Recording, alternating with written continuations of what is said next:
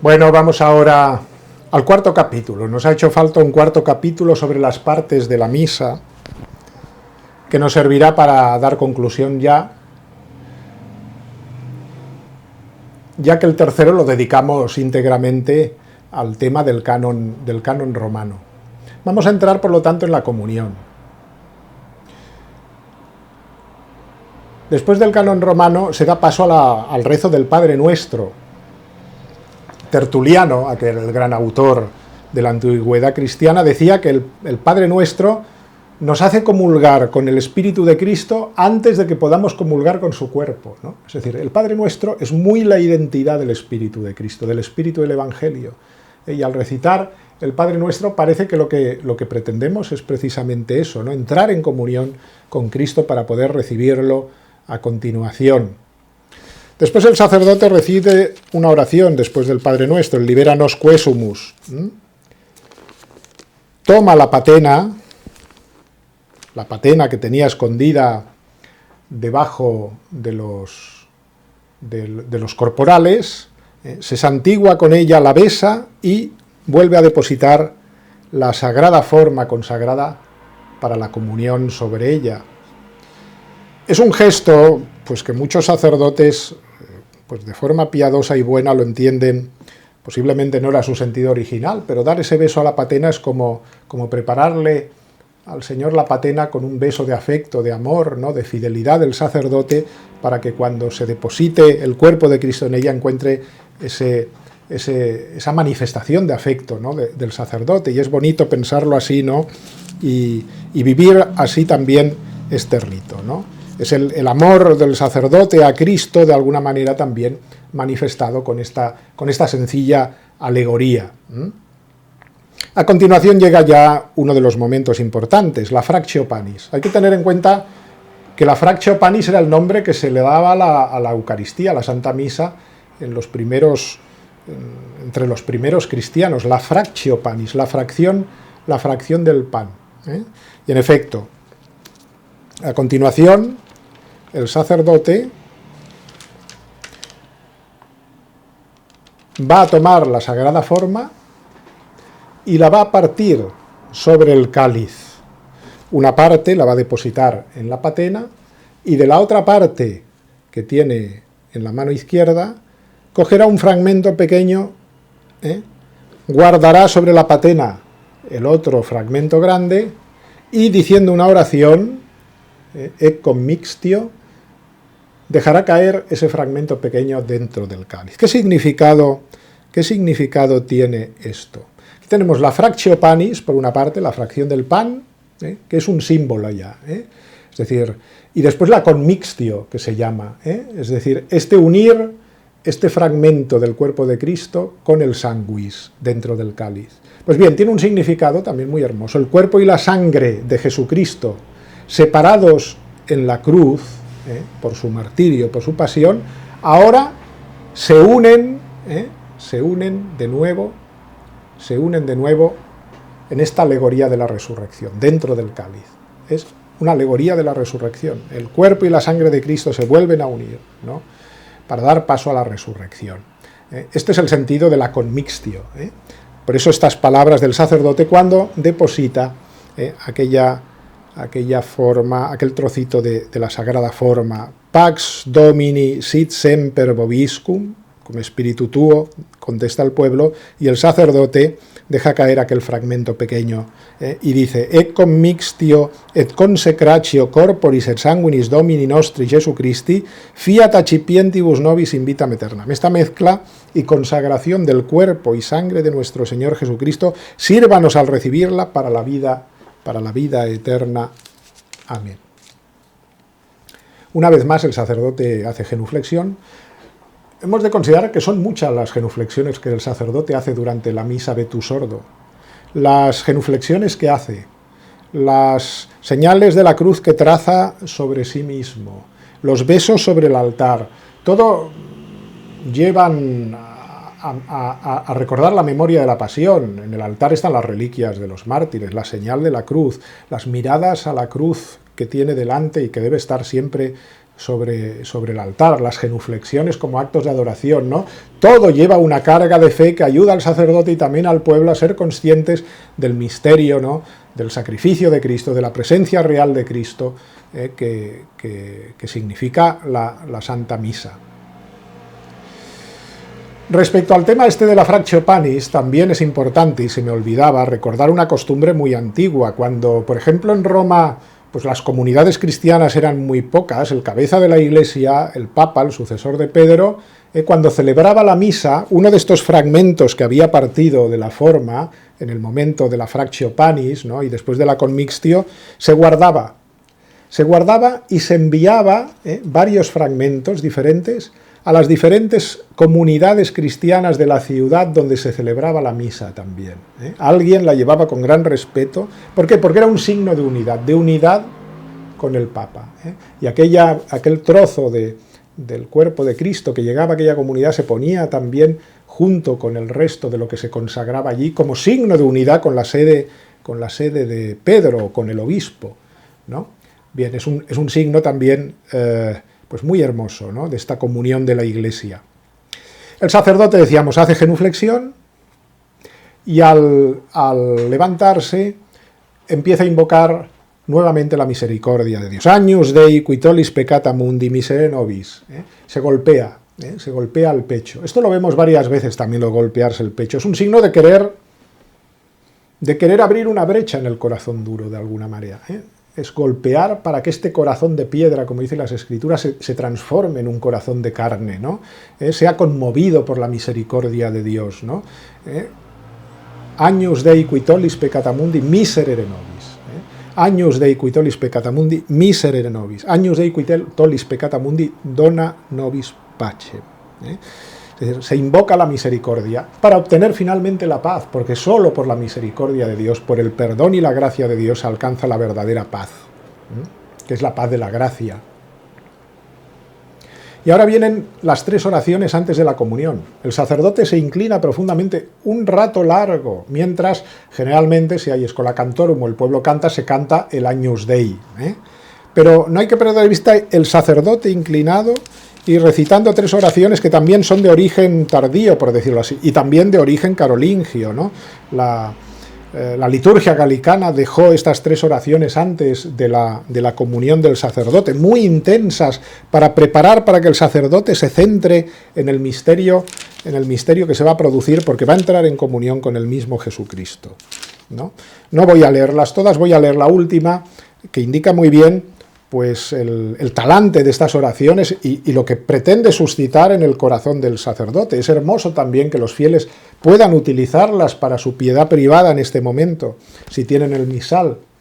Dice así la última de las 3. Señor mío Jesucristo, la comunión de tu cuerpo, que yo indigno me atrevo a recibir, no me sea motivo de juicio y condenación, sino que por tu piedad me aproveche para defensa del alma y del cuerpo y de remedio saludable. Pues muy bien, una hermosa oración. Una hermosa oración que prepara la venida inmediata de Cristo pues a nuestra alma. A continuación, el sacerdote vuelve a invocar desde su pequeñez la misericordia de Dios, recordando aquella magnífica oración que recibió el elogio del mismo Salvador, la oración del centurión, ¿no? Domine non sub dignus, Señor, no soy digno de que entres en mi casa, pero una sola palabra bastará para sanarme. Y 3 veces, Domine non sum dignus, y el sacerdote se golpea el pecho. Pues bien, es una manera de prepararse. Nuevamente vemos que hay una preparación intensa de oraciones secretas, ¿no?, de oraciones en voz alta. Esta se dice también en alta voz. Llega el momento de la comunión. Después de la consagración, el momento de la comunión es el momento, ¿no?, pues, fundamental de la Santa Misa. La comunión del sacerdote es un momento íntimo en que se recibe a Jesucristo, en que el sacerdote pues, se concentra en tomar el cuerpo y la sangre de Jesús, claro que sí. Y el momento en el cual los fieles se están preparando también para su comunión. En la antigüedad a veces iba precedida a la comunión del pueblo de una advertencia del diácono: las cosas santas son para los santos, ¿no? El que no quiera comulgar, que es como decir, el que no pueda comulgar, que se retire, ¿no? Bien. De la misma manera, los fieles, mientras el sacerdote está comulgando, empiezan a prepararse ellos para el momento intenso de la comunión y empiezan a recitar el confiteor nuevamente, el yo confieso, una vez más. Y a continuación el sacerdote vuelve a administrar el perdón por medio de aquellas dos fórmulas, como veíamos en las oraciones al pie del altar. Misereatur vestri, omnipotens Deus, et dimissis peccatis vestris perducat vos ad vitam aeternam. Amen. Indulgentiam absolutionem et remissionem peccatorum vestrorum, tribuant vobis omnipotens en misericors Dominus. Es un sacramental esto, no es un sacramento, vuelvo a decirlo, no perdona los pecados mortales. Alguien que está en pecado mortal no deberá acercarse jamás a recibir la comunión hasta que no confiese sus pecados, ¿no? Es un sacramental que sirve para borrar los pecados veniales, las imperfecciones, el polvo, por decirlo así, que se nos ha ido pegando de la vida con sus pequeñas luchas y pasiones, ¿no?, que nos dominan. Bien. Entonces el sacerdote toma una de las formas del copón y lo muestra al pueblo diciendo aquellas palabras: Ecce agnus Dei, ecce qui tollit peccata mundi. He aquí el Cordero de Dios que quita el pecado del mundo. Y entonces son los fieles los que hacen suyas la oración humildísima, confiada, del centurión que antes también ha recitado el sacerdote. Domine non sum dignus, y se golpean el pecho, y 3 veces recitan pues también la misma invocación de misericordia antes de la comunión. Y inmediatamente el sacerdote distribuye la comunión. Distribuye la comunión mostrando la forma y bendiciendo con ella a aquellos que se acercan a recibirla, que se ponen de rodillas. Aquí vemos también una serie de signos que vuelven a hablarnos de la intensidad latréutica del momento, de la intensidad de adoración que se exige en este momento también de la comunión, ¿no? Y el sacerdote que muestra la sagrada forma, el fiel que se pone de rodillas para recibir al Señor, la patena que utiliza el monaguillo para que no se pierda ninguna de las partículas más pequeñas del cuerpo de Cristo, la vela que acompaña al monaguillo para indicar que el cuerpo de Cristo está allí. En definitiva, todo ello está indicando nuevamente el misterio que se hace presente. A continuación de la comunión de los fieles va a haber otro signo muy elocuente que no se nos puede pasar desapercibido, que son las abluciones, ¿no? El sacerdote purifica los vasos sagrados, purifica, no lava platos el sacerdote, es decir, no, ahora está limpiando lo que se ha ensuciado, no. Esto el sacerdote lo hace en el altar por una razón, no porque esté limpiando platos, sino porque está purificando, está librando, por decirlo así, de que se pierdan esos fragmentos más pequeños del cuerpo de Cristo que son tan valiosos, ¿no?, y que forman parte de la sagrada hostia. Entonces, purifica, dice Orígenes. Aquí dice Orígenes una expresión muy hermosa, ¿no?, cuando habla de este momento de las abluciones, de la purificación, que no caiga ni un poco de él, dice, que no caiga ni un poco de él, ni desaparezca algo del don sagrado, de él, de Jesús, ¿no?, de su cuerpo, de su sangre. Pues de ahí ese cuidado del sacerdote, ¿no?, con los dedos unidos para que no se pierda, con la patena, ¿no?, con la purificación. Es un acto de fe también, ¿no? O Tertuliano, que decía, sufrimos ansiedad si cae al suelo algo de nuestro cáliz o de nuestro pan. De nuestro pan. Esto nos hace ver, ¿no?, preguntarnos cómo comulgamos también. Hoy se ha perdido este sentido de adoración por las sagradas especies en no pocas ocasiones. Pues bien, estas abluciones van acompañadas de 2 oraciones también muy hermosas, 2 oraciones secretas en este caso también, 2 oraciones secretas del sacerdote una de ellas antiquísima, del siglo IV, la primera, quodore sum simus domine puramente capiamus, et de munere temporale fiat nobis remedium sempiternum. Bien, al Señor, que conservemos con un corazón puro lo que con la boca acabamos de recibir, dice el sacerdote, y este don temporal produzca en nosotros el remedio sempiterno. Y después, también, mientras purifica también pues sus dedos sobre la copa, ¿no?, sobre el cáliz, corpus tum domine quod sumsi et sanguis quem potavi aderiat visteribus meis et presta. Es decir, tu cuerpo y Señor que he recibido y tu sangre que he bebido se adhiera a mi corazón, casi diría a mis entrañas, ¿no? Y haz que no quede mancha de maldad en mí, a quien has alimentado con estos puros y santos sacramentos, ¿no? Qué deseos, ¿no?, de que en efecto la comunión del cuerpo de Cristo suscite en mí una limpieza de alma, una pureza, ¿no? Este es el deseo del sacerdote, incluso en estas oraciones de purificación que desgraciadamente se han perdido muchas veces y que el sacerdote pues no recita, ¿no?, o se olvida de ellas, y que pueden ser usadas también por los fieles en este momento, ¿eh? Por eso está el misal también, para seguir la misa pues con la misma intensidad incluso que la sigue el sacerdote, ¿eh? Pues bien, después de estas dos oraciones en que el sacerdote pide recibir el sacramento con corazón puro, cuando se acaba la purificación, cuando se ha recogido ya el cáliz y se ha tapado nuevamente con el velo y la bolsa de corporales, entonces se retira nuevamente para hacer la antífona de comunión, de poscomunión, en este caso al lado de la epístola. Y allí recita la antífona y después a continuación recitará la oración de poscomunión. Bien, la misa ha acabado y en efecto el sacerdote volverá al centro del altar, lo besará, se volverá hacia el pueblo, Dominus vobiscum, ite misa est. La misa se ha acabado. Algunos quieren entender en esto una especie de envío, ite misa est, ¿no? Ahora, pues, sed testigos, ¿no? Id a la misión vosotros. Bien, es una interpretación también posterior esta, ¿no? El ite misa est simplemente es decir esto, la misa se ha acabado, ¿no? A continuación el sacerdote todavía se vuelve sobre el altar, se inclina sobre él y hace una oración también muy significativa, el Placeat tibi, Placeat tibi Santa Trinitas, obsequium servitutis me, que te agrade, Señor, el servicio de mi ministerio que he realizado aquí en este altar, está diciendo el sacerdote, ¿no? Está indicando esto también, ¿no?, este deseo. Pero además manifiesta muy bien los fines de lo que se ha celebrado. ¿Cuáles son los fines de la liturgia? Lo decíamos en su momento, ¿no?, en uno de aquellos primeros temas de estas clases, el latréutico, eucarístico, propiciatorio, imprecatorio. Aquí quedan bastante claros, ¿eh?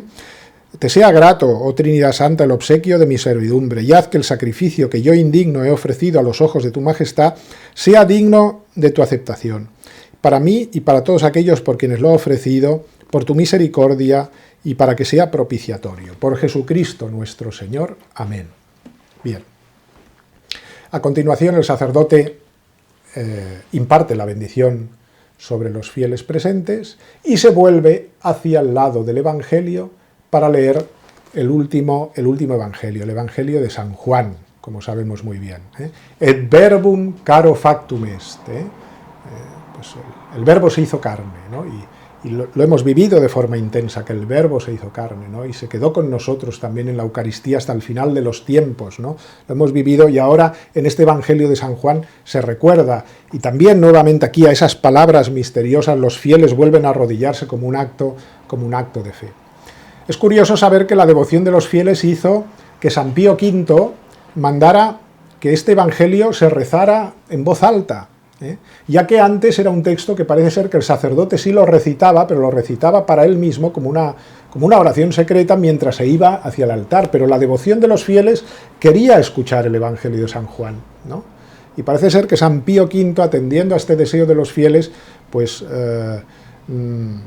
decidió que en efecto fuese en voz alta, y se acabase con él la celebración de la Santa Misa. El sacerdote vuelve al centro, hace la reverencia, como siempre, que pasa por delante del altar, si no está el tabernáculo, si no está la presencia de Cristo, si no hará una genuflexión, baja a las gradas y entonces allí, en la ínfima grada, se arrodillará para recitar las oraciones leoninas, esas oraciones del Papa León XIII, que son como una acción de gracias, nos ayudan a hacer la acción de gracias después de la comunión. Las 3 Ave María, la Salve, la oración a San Miguel Arcángel, las invocaciones al Sagrado Corazón de Jesús, ¿no? Nos ayudan de alguna manera a vivir esos minutos en los que el cuerpo de Cristo, incluso físicamente, está dentro de nosotros, ¿no? Porque hemos recibido y hay una verdadera unión, no solo espiritual, sino una comunión física, porque Él ha venido a formar parte de nosotros, ¿no?